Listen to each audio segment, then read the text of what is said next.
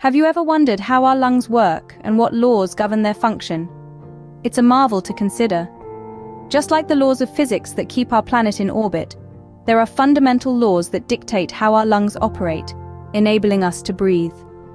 These principles, rooted in physics and physiology, play a crucial role in the intricate dance of inhalation and exhalation. They explain how air moves in and out of our lungs, how oxygen enters our bloodstream, and how we expel carbon dioxide. These laws are not just for scientists, they are vital for anyone seeking to understand respiratory health. Whether it's diagnosing conditions like chronic obstructive pulmonary disease or managing treatments with medications like Trimbo, these principles provide the foundation. They are the unseen forces behind each breath we take. So let's dive into these fascinating laws and discover the science behind every breath we take. Imagine a balloon inflating and deflating. This is Boyle's law in action, right in our lungs. Now, if you've ever wondered about the mechanics of breathing, Boyle's law is a great place to start. Named after the physicist Robert Boyle, this law states that the pressure of a gas is inversely proportional to its volume within a closed system. Sounds complex? Let's break it down. Think of your lungs as balloons. When you inhale, your diaphragm and intercostal muscles contract, expanding your thoracic cavity. This increase in volume causes a decrease in pressure within your lungs, creating a vacuum effect.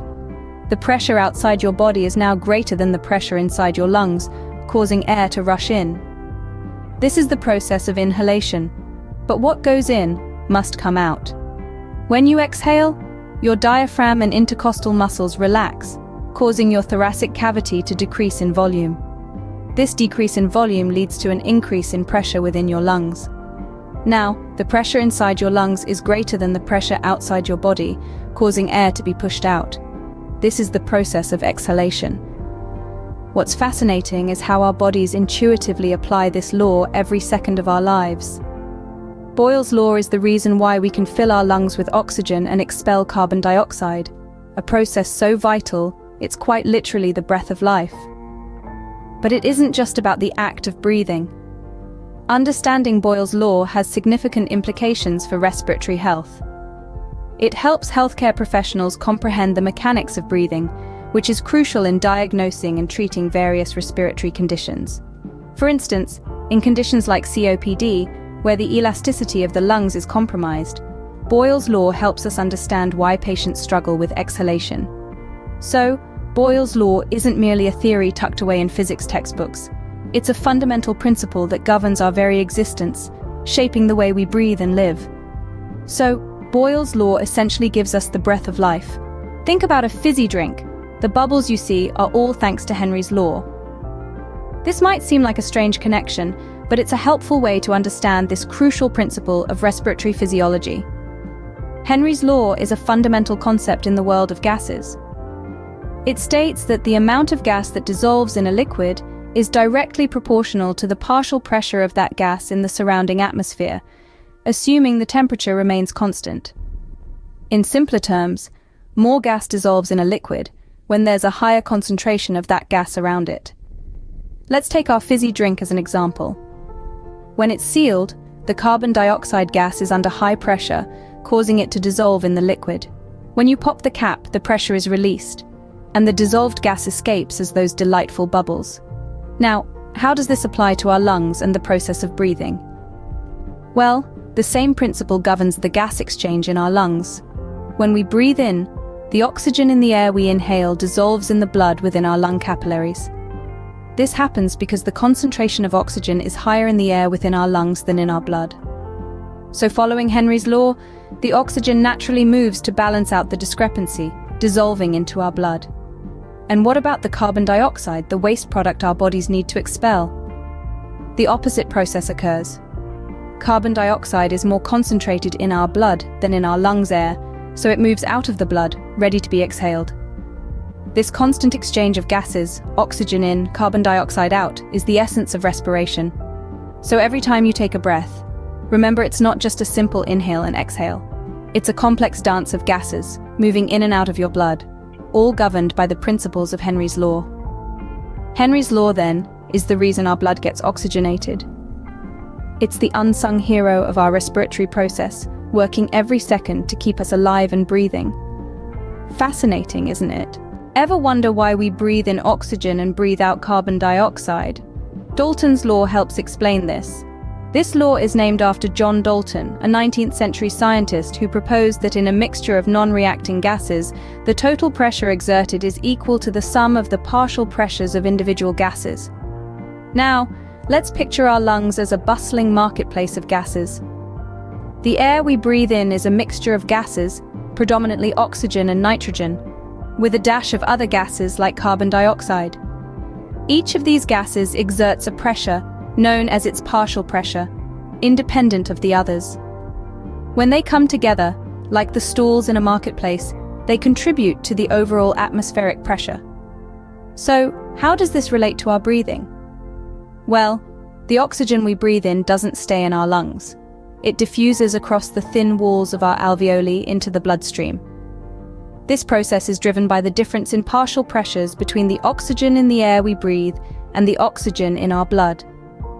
The greater the difference, the more oxygen that will cross into our bloodstream. The same principle applies to carbon dioxide, a waste product from our body's metabolic processes.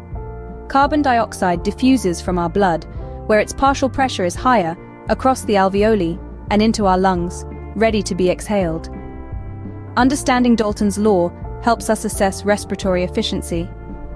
By measuring the partial pressures of oxygen and carbon dioxide in the blood, we can determine how well the lungs are performing their function of gas exchange. For instance, low levels of oxygen or high levels of carbon dioxide could indicate problems such as impaired lung function or inadequate breathing. So, when you take a deep breath, remember that there's more to it than just filling your lungs with air. It's a finely tuned process of gas exchange, guided by Dalton's law, ensuring your body gets the oxygen it needs and gets rid of the carbon dioxide it doesn't. Dalton's law, therefore, gives us insight into how efficiently we breathe. Imagine a crowded room. The closer you are to the door, the faster you can leave. This is similar to Fick's law of diffusion at work in our lungs. Fick's law of diffusion is a principle that describes how gases move across a membrane. It's like a rule book that gases follow when they're in the business of moving from one place to another, much like people in a crowded room looking to make a swift exit. This law states that the rate of gas transfer across a membrane, like the ones in our lungs, is directly proportional to the surface area of that membrane and the difference in partial pressures of the gas on either side.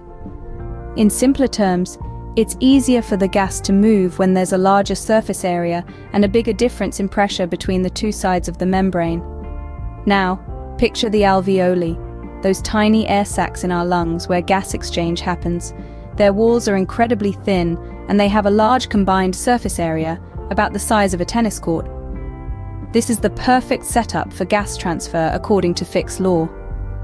The thin walls decrease the distance the gases have to travel, while the large surface area maximizes the space available for gas transfer. Now let's talk about pressure.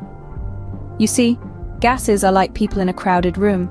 They'll move from where they're more concentrated to where they're less concentrated. In our lungs, oxygen is more concentrated in the air we breathe in and less concentrated in the blood of our lung capillaries. So oxygen naturally moves from the alveoli into our bloodstream. On the flip side, carbon dioxide is more concentrated in our blood and less concentrated in our inhaled air, so it moves from the blood into the alveoli to be exhaled. So, just like how the people closer to the door in a crowded room can leave faster, gases move more quickly when there's a larger difference in pressure between the two sides of the membrane. Fick's law underpins the efficient exchange of gases in our lungs.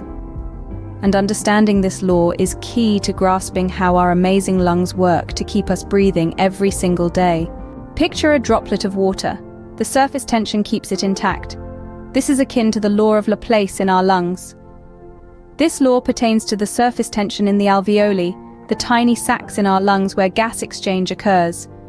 The Law of LaPlace states that the pressure inside the alveoli is inversely proportional to its radius. In simpler terms, smaller alveoli have higher internal pressure than larger ones due to surface tension. But here's the catch. If left unchecked, this pressure imbalance could make smaller alveoli collapse, transferring their air to larger ones.